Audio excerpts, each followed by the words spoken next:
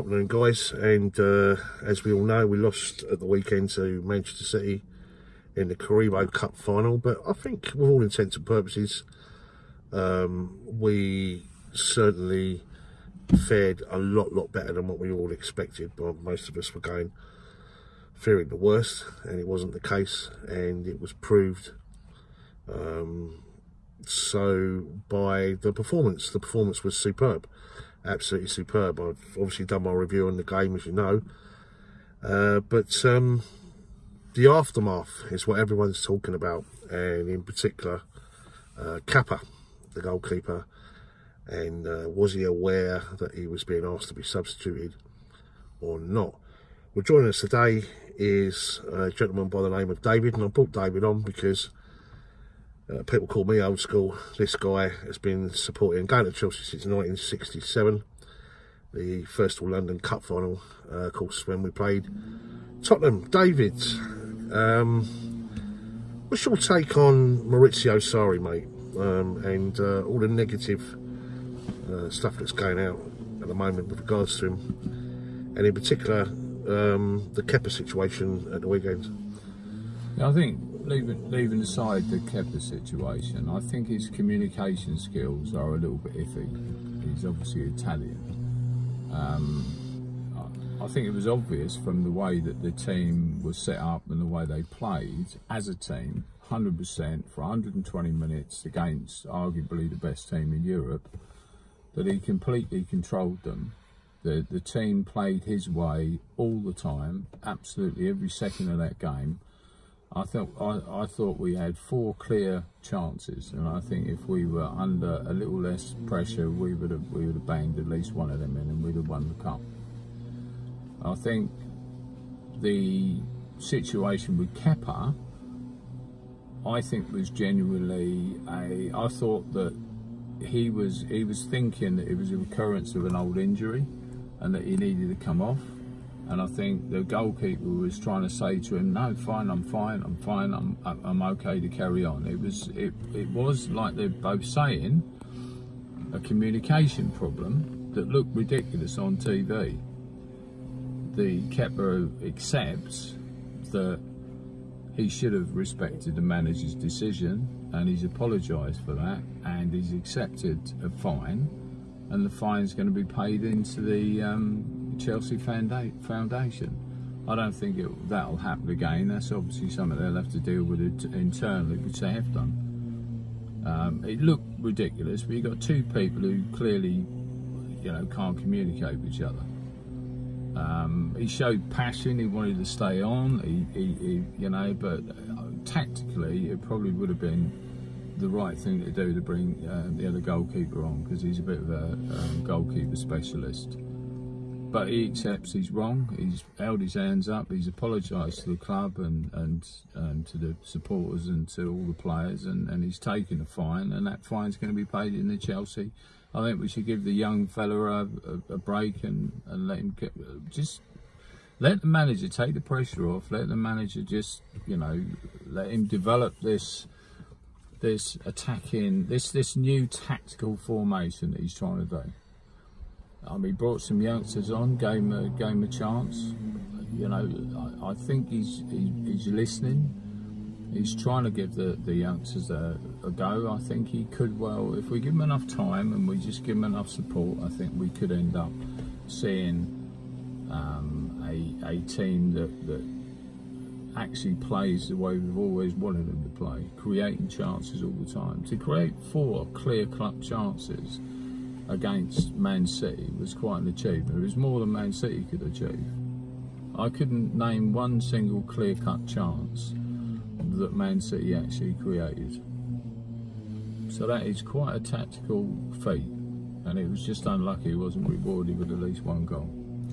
What do you make of all the negative stuff that's been going on since then? It just seems that obviously the press are always going to want a story, and especially at Chelsea's expense. That's what they do. But there's been such a reaction to the whole Kepa thing. He's a disgrace. This is undermining. I actually think that, if anything, Maurizio Sarri came out of the whole by the team's performance, the whole situation rather well. I think, you know, if anything, where he was getting so much stick prior, I think that tactically, as you say, he done well. I don't think there's anything you can really fault him. At the right time, he made the right substitutions, and he didn't do anything. Didn't do anything wrong. The only time when I felt he perhaps let himself down was when he was going mad on the touchline. To me, I can't make any sense of that, because I mean, he said since, hasn't he, that it was just a misunderstanding. Well, if it's a misunderstanding, why'd you go that crazy? You know, I mean, I think that he understood that Kepa was.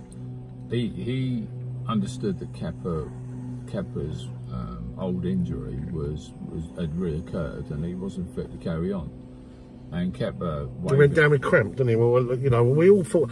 I got to be honest, at the time, I mean, watching it, you know, obviously he was slightly injured. It took a bit of time, you know, getting back to his feet. Yeah. And he was making that substitution. And like you say, it would have been a masterstroke, because had Willie Caballero gone on, I think that would have been psychologically quite damaging for City, because they'll be thinking, hang on a minute, we've got our old keeper facing us now, you know, and we all know that Willie can, you know, he's fantastic in terms of saving penalties. He's got a pedigree of doing that, but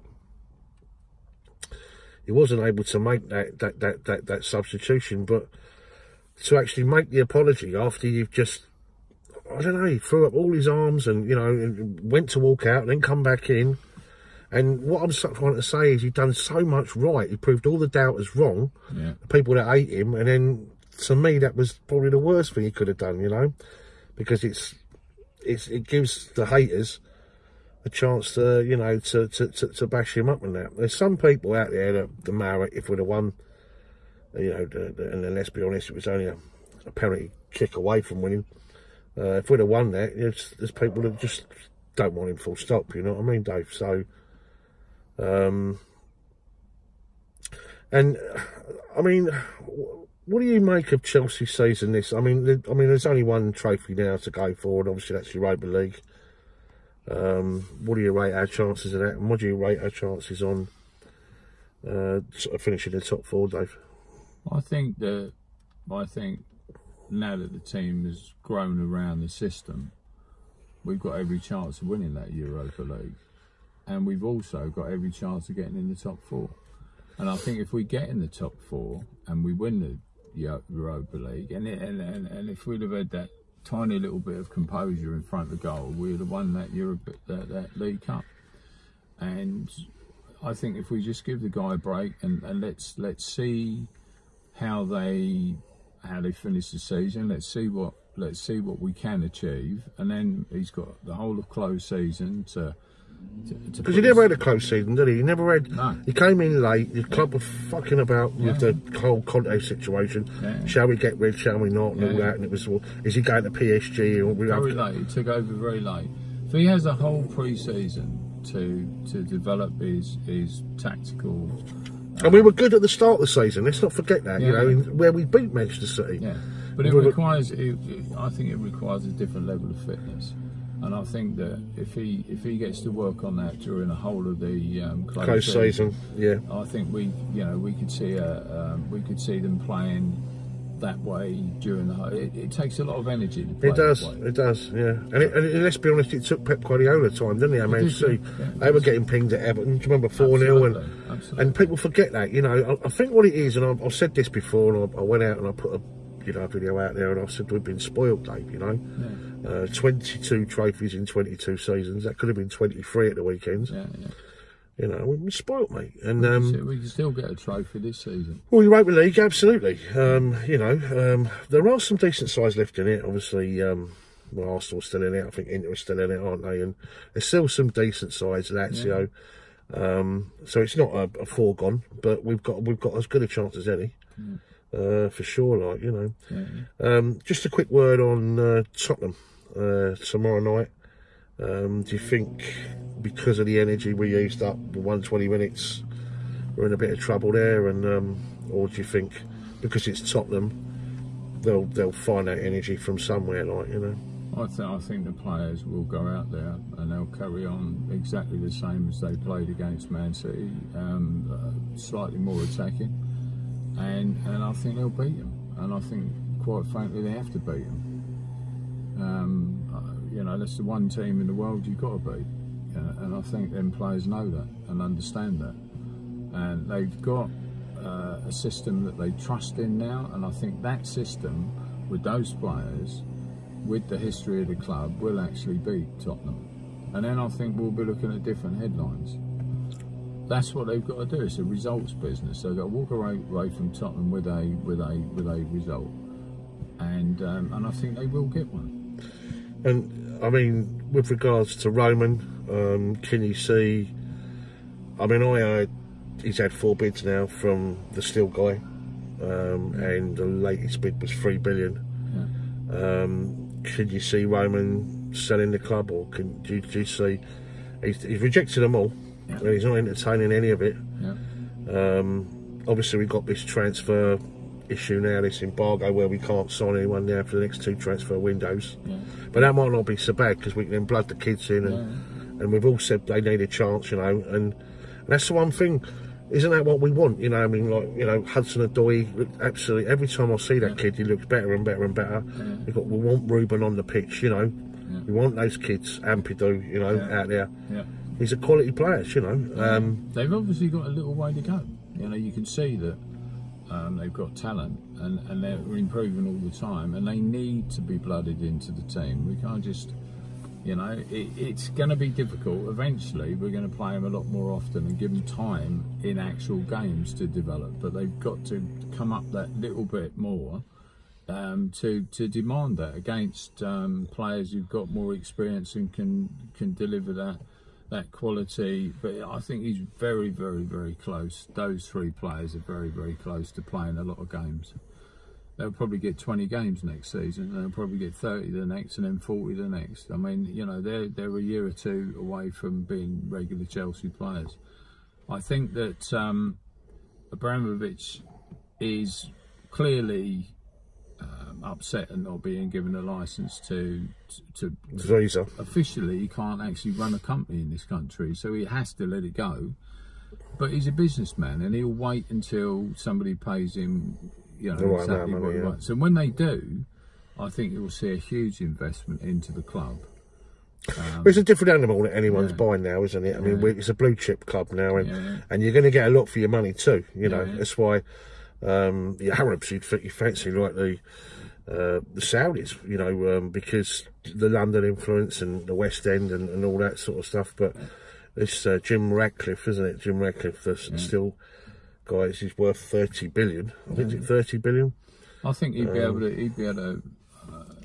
Seem to get older, although he's a Man United fan, believe it or not. But I think somebody like that who's got a lot of money won't necessarily throw it at a whole load of new players. I think he probably will throw the money at, because it costs money to allow a team to develop. And I think we've got 50 odd players on loan. And yeah, it's ridiculous. I see the list the other day, they're unbelievable. They're all developing. You've got to bring them back to the club. You've got to put them through a pre-season. You've got to start bringing some of those in. So, but that you know, we might struggle to win too many trophies in the next couple of years while we're developing those players. Whereas Abramovich would just out the manager and bring somebody in, and you know, I think we've got to give them time. Their patience for once, just for once. Just for once, yeah. But you've got to have somebody who's got the money with a bit of patience to allow these players to develop. And I know that style of play, and I know that developing young players and allowing them to come through is exactly what all the Chelsea supporters want. So we just need to. We want John Terrys, don't we? We want a team full of John Terrys. We want, you know, we've got to develop them. You know, the way we developed John Terry, we've got to give them time to, you know, to grow. And if we're gonna let them come into the side, they're not gonna always be on it. You know, they are gonna make mistakes. They're gonna give the ball away. They're gonna do this and that. So we've got to give them time to develop. We've got to just sit back, support the whole club, support the whole system, and just see where it takes us. And what I liked about it on Sunday was the fact that Man City felt that they could press us and press us high, Yeah. but it was the quality of our passing to bring it out. Absolutely. Total composure, and then you know, mix it. And I just thought we were so self-assured, you know, all over the, you know, every single player. I thought he's tried to teach him that, and obviously them players are capable of doing it. They've just demonstrated it. Yeah. But I mean, he gets very little time to train in between games. Oh, it's it's madness. This February, right? Yeah. You looked at it, John, Dave. Yeah. Like, you know, I keep calling you John because I sit next to John in the games, like, you know. But you know, you looked at it. You got Man City, you know, away. You got Manchester United at home in the cup, and obviously the two Europa League games, Malmo, home and away. Yeah. City again at Wembley, Tottenham. It's terrible, you know. But tons of travelling, tons of you know, he's barely got time to recover the players and to prepare them. Every 3 days, you know, a big game. That's why that pre-season is so important, to focus on techniques, to get a team to pass and move and be accurate and don't give the ball away. You know, the level of Man City takes a bit of time. Takes a bit of time, yeah.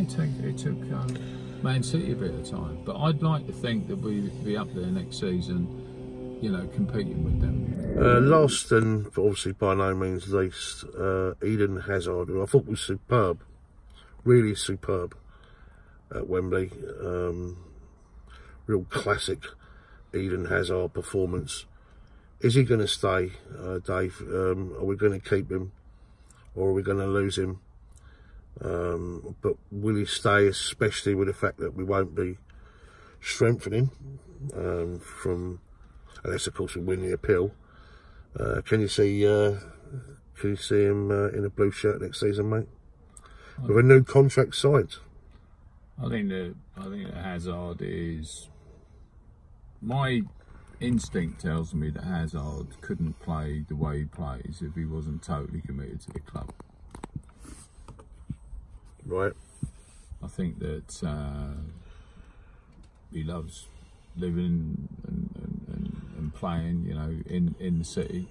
He knows it's the most difficult league in the world to play in, and he shows time and time again that he's a master of it. I think if he goes anywhere else, he's gonna, you know, people aren't going to see him. If he sticks with this team, and I think he will do, definitely. We've got that fast American coming over in whenever it is at the end of the year. Yeah. And we've got an abundance of wingers. We've got an abundance of players out on loan. We've got an abundance of young players coming through. Someone to sort it all out, doesn't it, Dave? You know, like getting the players say, right, he's there. Ampadu going to be, you know, with us. You'll bring. Hudson Odoi, you know, we've got, you know, it's just exciting times, isn't it? They're being developed. They're being moved on. There's you know, I've got total confidence in all the coaching staff. I've got confidence in the way they're looking after them, the way they've got them on loan. They will all come through. It's going to be bright times. We've just got to give it a year or two to develop. That's exactly what we want them to do, and we just got to give them time. And I think people like Hazard will understand that more than any of us will. And he's a big fish in a small pond, and he, you know, big, massive money. He loves being idolised and adored, and he loves Chelsea because, you know, he feels that Chelsea is, you know, his club, and he knows the supporters are all behind him, and you know, to be idolised, you know, he goes to someone like Real Madrid, he's one of many, isn't he? Not the man, you know. And Eden Hazard, whatever you say about him, he's quite an egotistical sort of character, isn't he?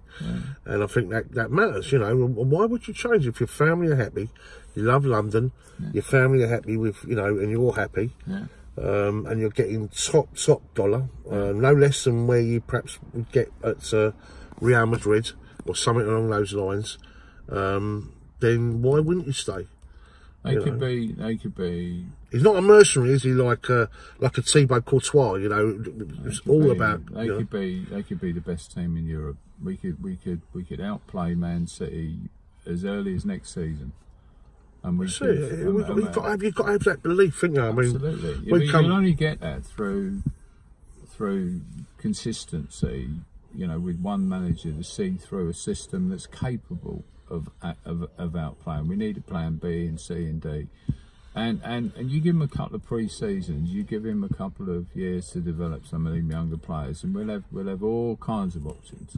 And going back to Sarri, and this is something which we didn't mention earlier, which we should mention, is, you know, all the plaudits that everyone gives Pep Guardiola and the way his team plays, and that the way he's held in such high esteem, you know, by the media and everything else, and football fans all over the world. Yeah.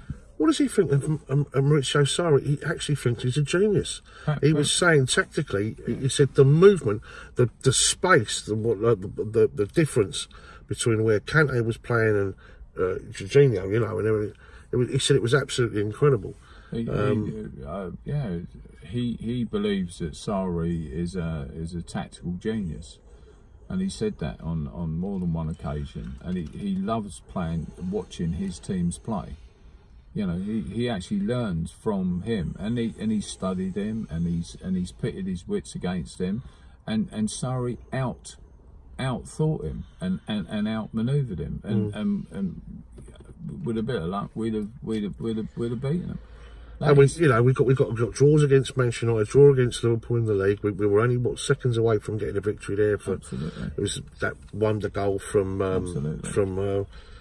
the Robot Man, you know, a Sturridge, our ex-player, and then of course we knocked out Liverpool in the cup. We beat Man City at home. People forget this, you know. You know, it's just we've gone through a bit of a rough ride, which was expected. I just think we need to keep our nerve, you know what I mean, Dave? And you know, but well, listen, Dave. Thanks very much, mate, for coming on. Listen, guys, if you like, Dave and myself, maybe we'll make this something that we'll do every other day. We're always together, aren't we, mate? So if you like, you know, if you like this, let us know down below, and perhaps we'll do this every other day. You up for it, Dave? Yeah, no problem. Yeah, why not? Chelsea are always in the news, as we know. There's always something being written about us. So you know, but thanks very much indeed, my friend. All right, good luck. Cheers, buddy. Good Cheers, luck. mate. Cheers.